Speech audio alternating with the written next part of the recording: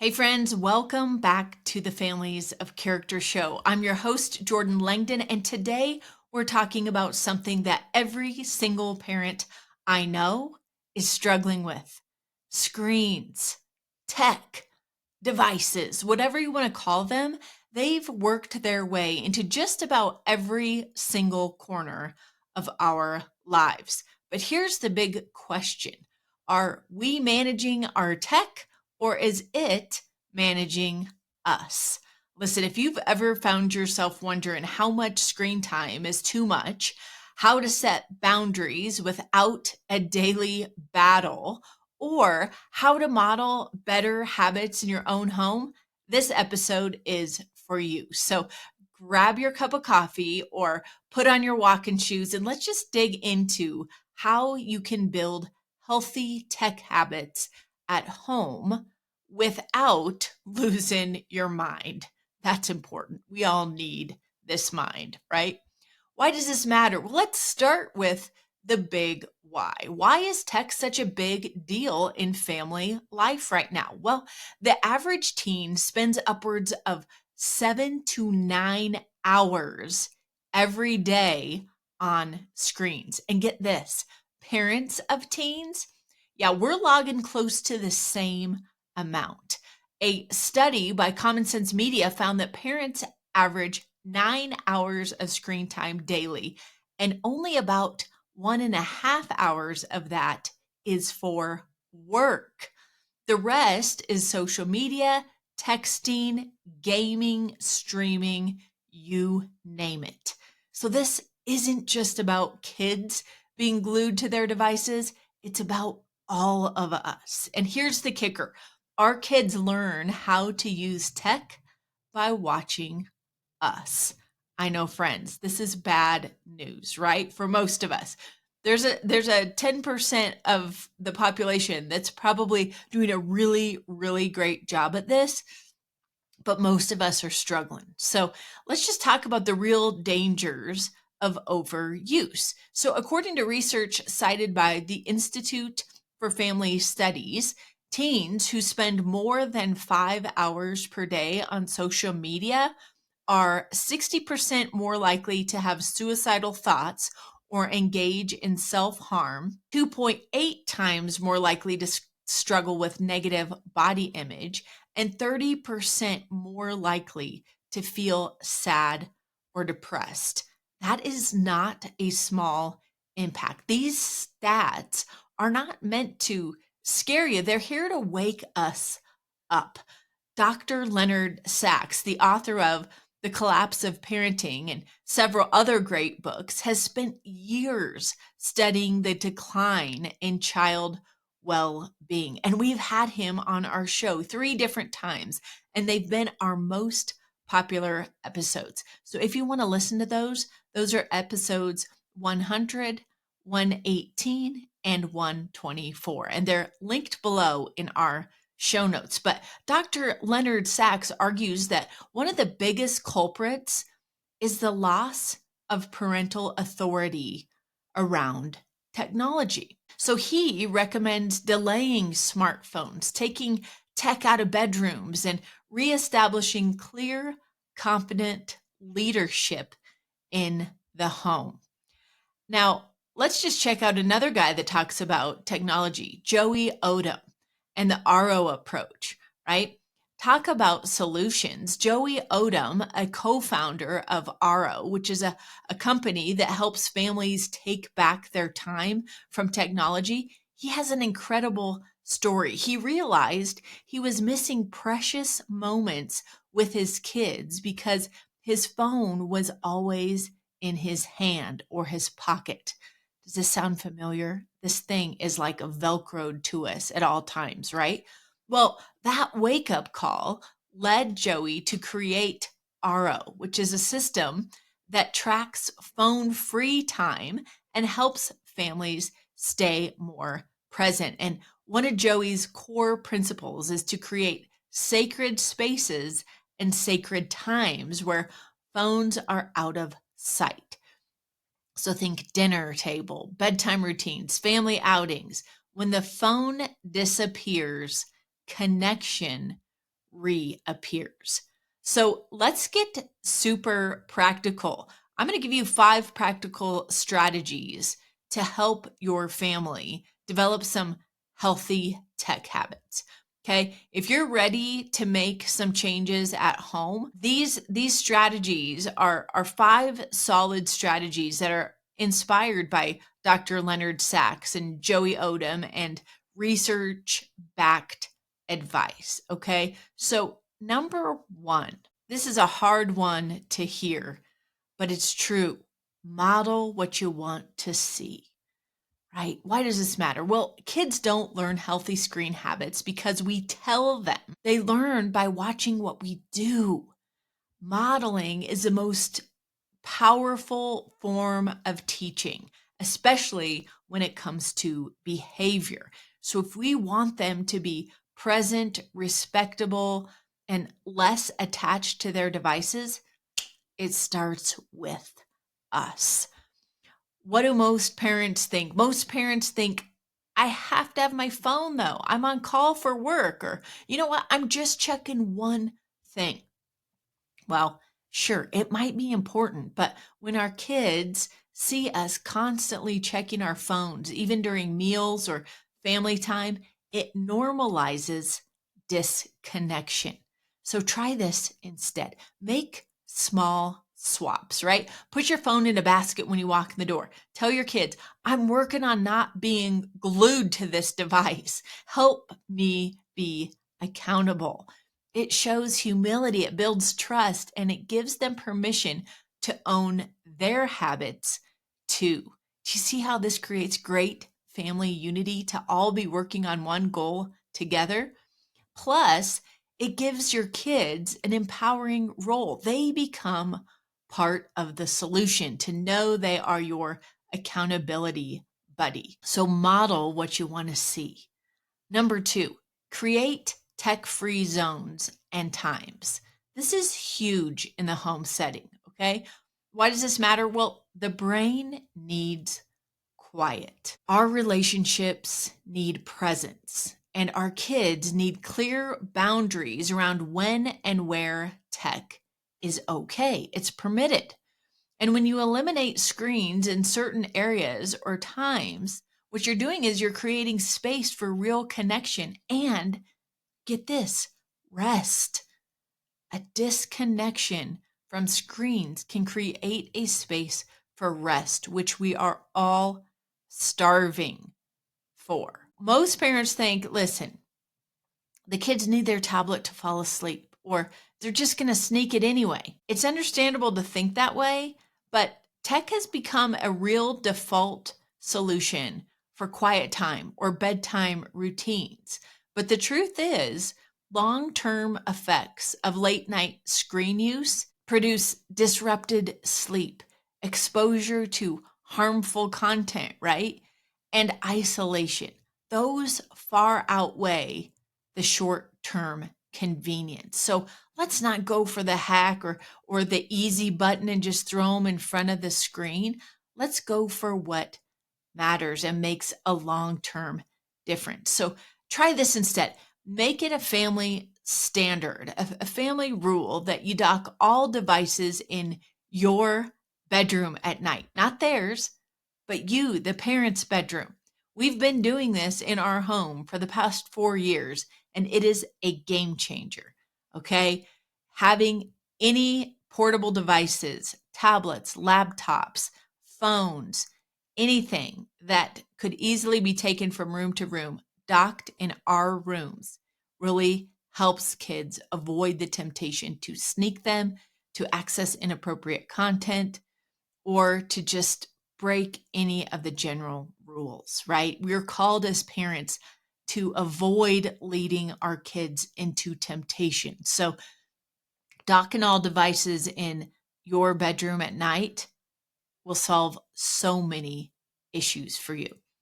And then also make dinner time and bedrooms sacred spaces, right? When kids know it's not just about them, but that everyone is following the rules, you too, they're more likely to buy in.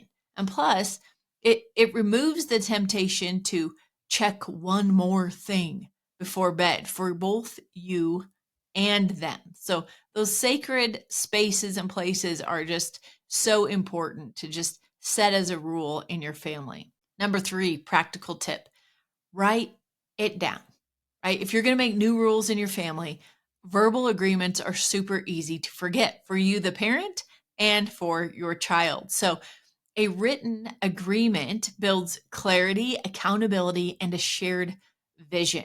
And when expectations are visible and agreed upon, it removes any confusion and those pesky little power struggles we all deal with, right? And I know you might be thinking, like, a contract, that feels like way too intense. Actually, kids love structure. They thrive when they know the rules, and a tech contract helps them understand the why behind their choices and your choices, and they feel more ownership over their habits. So try this instead. Make it a conversation with your kids, not a lecture. Don't start this conversation when you're so upset about the fact that they've just binged 4 YouTube episodes in a row, right? Sit down, have a conversation, talk about your family values, why you're choosing to limit tech, and what you want more of. You want more creativity, you want more rest, you want more connection. Kids are capable of understanding why we set a rule and what we're going for instead. So be sure you're letting them know why you're choosing to limit tech, that you're really actually wanting more connection, creativity, and rest as a family. And guess what? If you don't have a contract or are going like, what would I put in there? Use our Tame the Tech printable. It's a done for you contract for cell phones. And then it also, in that printable packet, we have screen time checklists that help kids manage their responsibilities before they earn tech time. And this teaches self-regulation and responsibility, which are 2 traits every parent wants their kid to have. So check out our shop and search for it, the Tame the Tech printable. It's all done for you right there. Here's tip number 4. Prioritize work before play. Well, why does this matter? Listen, this principle, do what you need to do before you do what you want to do, teaches life skills like delayed gratification, time management, and self discipline or self mastery. And if you'll listen to that episode 100 with Dr. Leonard Sachs, he talks about the number 1 trait that helps kids to be happy, healthy, and successful in life.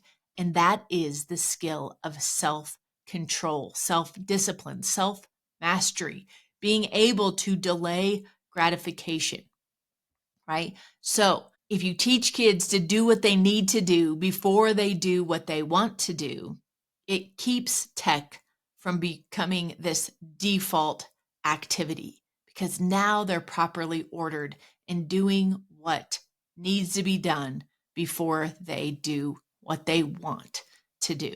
And I know when you're busy, you're worn out at night, guys. I get it. You're thinking, you know what? My kids are just relaxing after a long day. It's a fair point. But if the relaxing comes before homework, chores, personal care, it turns into procrastination, right? Let's admit that. Let's acknowledge that. Before you know it, it's like bedtime and nothing else got done but binging the screens. So I want you to try this instead. Use one simple phrase: needs before wants, right? That can be your little family phrase. Hey guys, needs before wants. Print that baby out, post it, have your kids make signs and put it around the house as reminders, right? Help your kids start their day with purpose. Instead of waking up on a Saturday morning and, shuffling to your bedroom to grab their tablet and then just going into screen zombie mode, on multiple episodes of their favorite show. How about starting their day by making their bed, eating breakfast, getting dressed for the day, getting out of those pajamas, right? Brushing their teeth, taking care of the pet, right? Then comes tech. It sets again this rhythm that prioritizes real life responsibilities and builds confidence as they get things done on their own. So be sure you are really prioritizing that work becomes first priority over play, right? Needs before wants. And then number 5, you got to provide offline alternatives.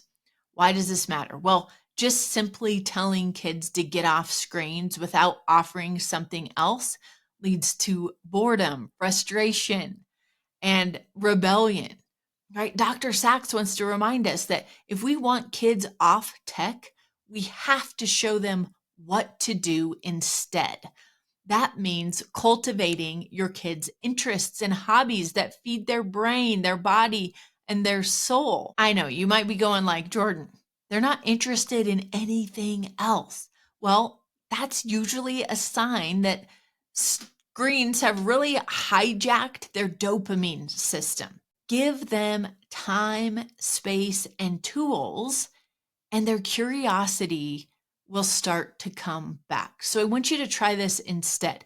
Invest in real world interests, right? Those offline activities, puzzles, art kits, Legos, musical instruments, engineering boxes. We love Mark Rober and those boxes that show up on your doorstep once a month that take 2 or 3 days to build for kids, right? Really activates that engineering part of their mind. What about a camera? A camera they can go outside and take pictures of nature, right? Try unplugged challenges like board game night, right? Baking, building something together. You might need to initiate or model these things first, but once your child gets a taste of creative freedom, their motivation builds, right? So remember, screens, they're easy, right? It's the go-to easy button. But what's easy rarely leads to growth and proper childhood development. So I'm not telling you this is going to be easy. And you got to expect pushback, right? Here's the honest truth. Your kids won't love this at first. They just won't, right? There's going to be whining. There's going to be meltdowns. But you're not doing this to punish them. That's a really important message, right? You're doing it to protect and prepare them for the future. Remember, you're raising adults. You're raising adults who need to be able to function and be good spouses when they get married and to be able to be productive members of society who are able to give of themselves in service to others, to really know how to love and give of themselves. If they are zombied out with screens and addicted to these different games and shows, it's very hard for them to have that balance that they need as adults. When your kids push back, that's your chance to explain the why behind your rules. Just tell them, listen, we love you too much to let screens take over your creativity, your motivation, and your relationships. That's why we're making an adjustment in our home. We value connection and creativity, and we want to offer you a better way. So all of us are going to really work to develop healthier tech habits and to give ourselves some freedom and disconnection from screens. And here's a final tip, like adapt as you go, right? Rules aren't just set in stone. As you get new information and you see how the family is adjusting, you're going to have to tweak the rules, right? But do this as a united front. If you're married, most definitely your partner needs to be on board with this. So if you're hearing this and thinking, man, I think we could really benefit from some of these practical tips. Send this episode to your spouse right now. Just pause the episode, hit on that little send button up in the right-hand corner and text it to your spouse, okay? And then make a point of circling back to talk about this episode once they've listened to it. So be willing to tweak things as you need to, but don't be afraid to say no to screens. This is really, really important. You have full permission to do things different than the way parents in the majority of our culture are doing things. And it's really going to benefit your family. I would not jump on the mic and give you this advice if it wasn't advice I had already taken myself and implemented in my home. Josh and I are huge fans of regulating screen time and not allowing our kids to just have a computer in their pocket or in their bedrooms. This is so, so important. So if you have further questions, please feel free to reach out to me and ask me your personal questions about screen time issues. You can always email at hello@familiesofcharacter.com. Another really cool thing you can do, guys, is just having a weekly family huddle where you check in, right? We've been huddling up for 6 years, had over 300 family huddles. Each Sunday, we huddle up and we talk about our calendar and what's coming next. So our kids are prepared and know, and we're not the only ones that keep the calendar information.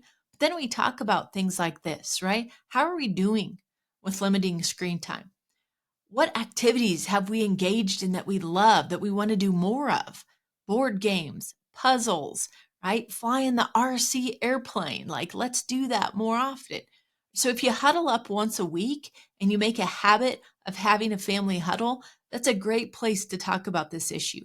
It's a natural meeting point where your kids can look forward to a conversation about something. So just know that in all of this tech stuff and healthy habits, your kids, they're probably going to try to find some loopholes, right? And if they do, listen, it's not a failure. It's an opportunity for you to kind of outsmart your kids together as a team, right? And hey, they're developing critical thinking skills, right? So don't get so mad at them if they find a loophole. Your kids are developing skills to find out how to get what they want when they want it.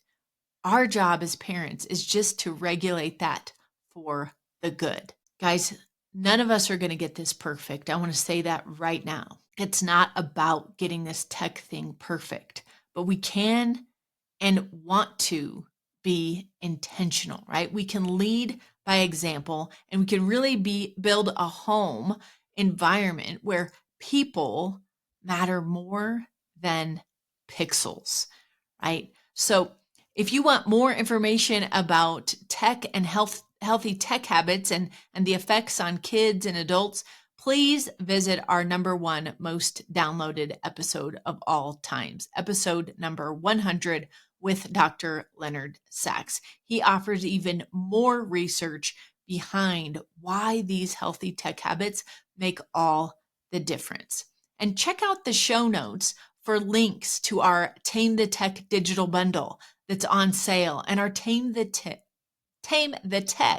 printable, which includes that cell phone contract and other helpful screen time checklists for your kids. You can find that in our shop at familiesofcharacter.com. You got this, friend. We are here to help you every step of the way. When I say I'm always in your corner, check out my email signature. I mean that. I am always in your corner. I'm here to help you any way that I can. So stay strong, commit to some healthier tech habits in your home, and do it with confidence and courage, knowing this is the best gift you can give your kids. Until next time, stay strong, stay united, and keep raising those kids of character. I'll catch you on another episode of our show real soon. Don't forget to check us out on YouTube and subscribe there as well. Take care.